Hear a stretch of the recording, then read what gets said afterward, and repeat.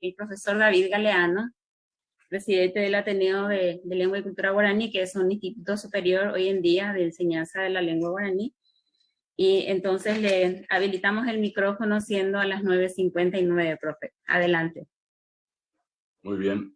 Baisha va. Bateco, vamos a dejar a María Gloria, que te mi opa de Tepe, Cuña Caraín, voy a dejar a la isla de Alcaraz de Silvero, a ver, voy a dejar a Graciela Aquino, Motenondeva, Guaraní, ISLB, a ver, voy a dejar a Catucurí, Carlos Ferreira.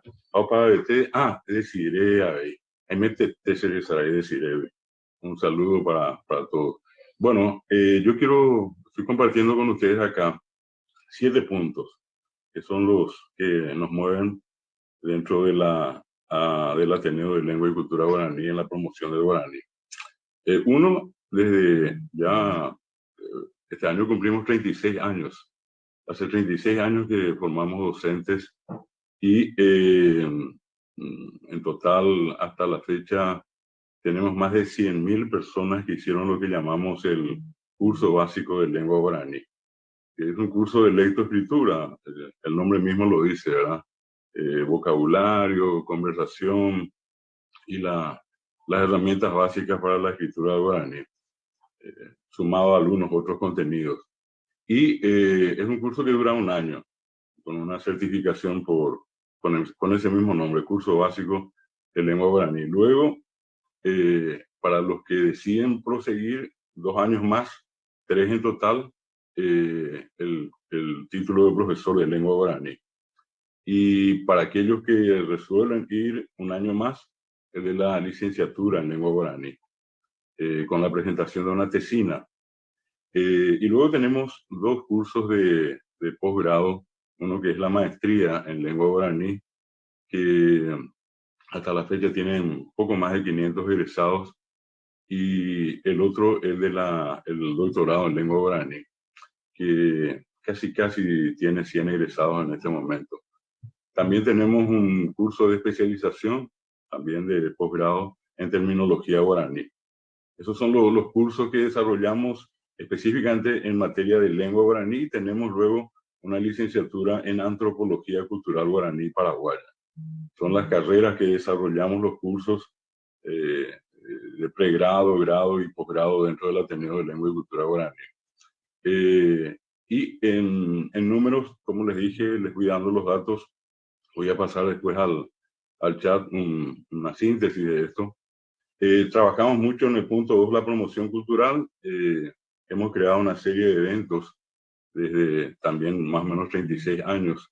La Semana del Indígena en abril, la Semana de los Casos Ñemombeú, de los cuentos populares, en mayo. También coincidente con esa semana, el concurso nacional de Casos Ñemombeú.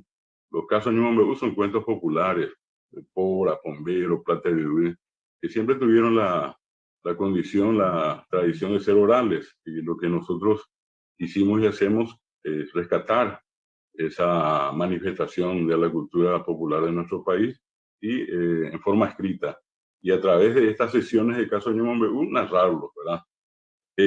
Lo otro muy importante para nosotros desde el año 1988 es la descentralización.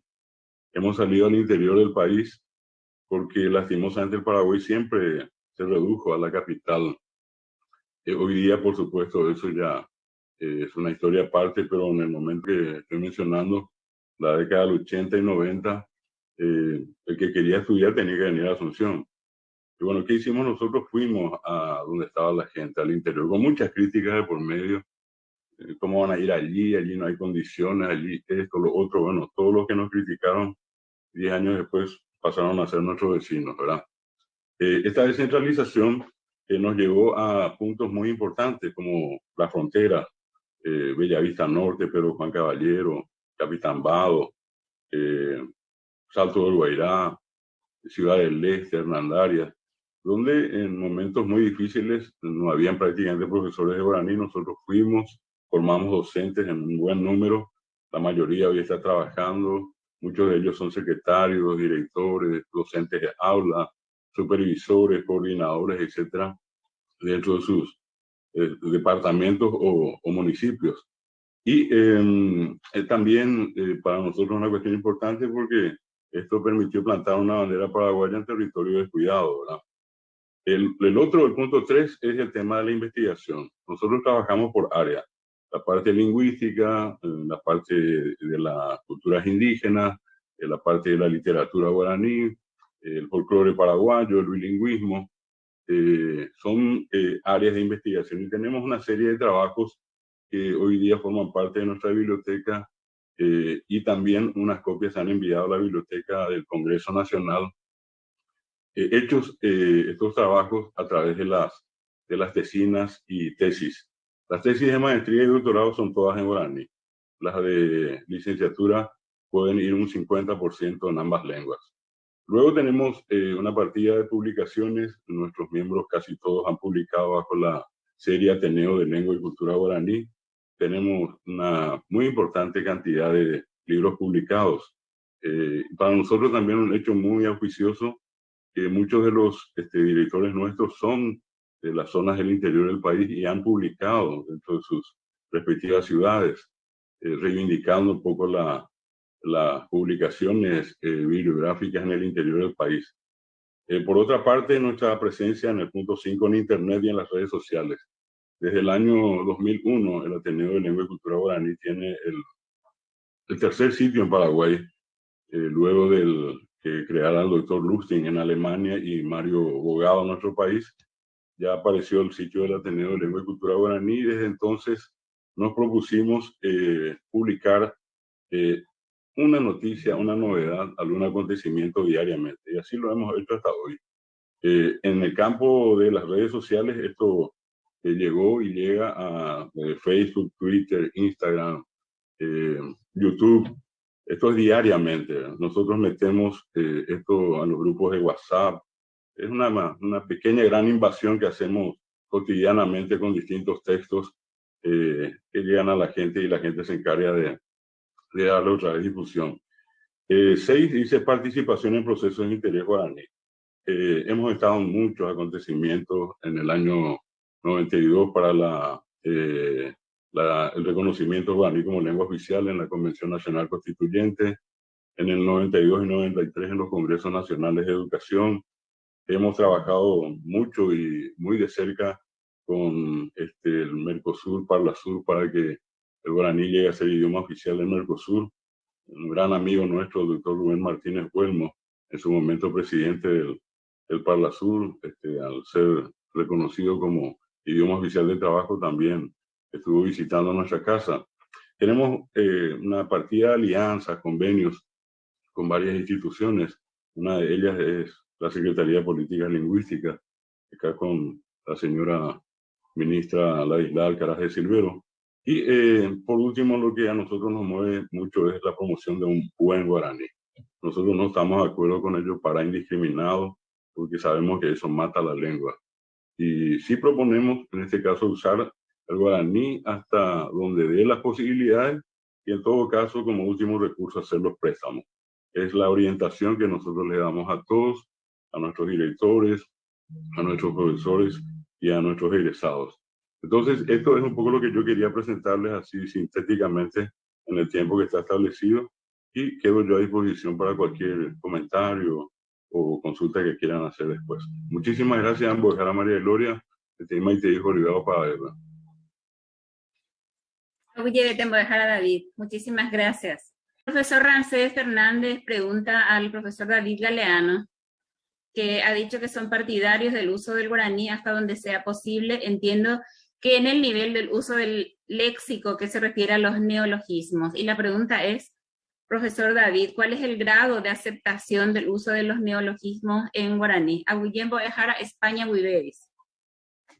Bueno, muchas gracias. En realidad todas las lenguas tienen neologismos. Con el guaraní se hizo una especie de imagen satánica con los neologismos. Con eso se intentó contener la creatividad y el proceso de modernización de la lengua. Las lenguas todo el tiempo crean palabras.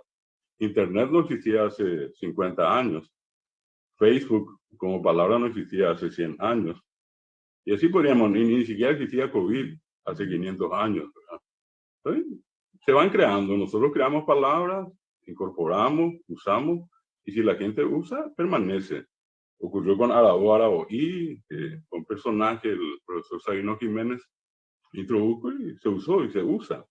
Nadie puede desconocer que hay una parte importante de la población que dice Araó a la hora, o que dicen Boejara. Hoy, si toda la terminología que usamos en el ámbito de la educación son palabras que son usadas.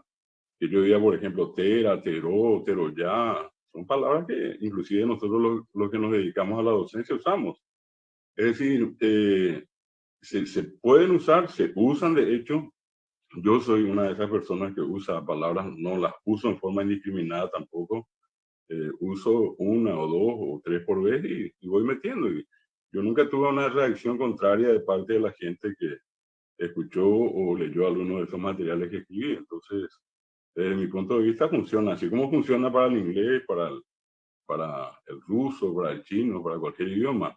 Yo vuelvo a repetir, para mí particularmente hubo todo un proceso para restar eso y meter más castellano en el guaraní. Yo a eso le tengo miedo. Y soy consecuente con una escuela también de la cual yo provengo, donde varias personas han trabajado por la enseñanza de un buen guaraní. Por eso yo hablaba de un buen guaraní y de la innecesaria incorporación de términos del castellano cuando no corresponden. Y vuelvo a repetir, cuando no corresponden. Ese es un no hallo para. En realidad, un no hallo a. Y en eso yo particularmente soy muy claro, ¿verdad? No me gustaría en este caso dejar como una especie de elemento negativo para el guaraní la creación de nuevas palabras. Se tienen que seguir creando. Es más, se van a seguir creando nuevas palabras.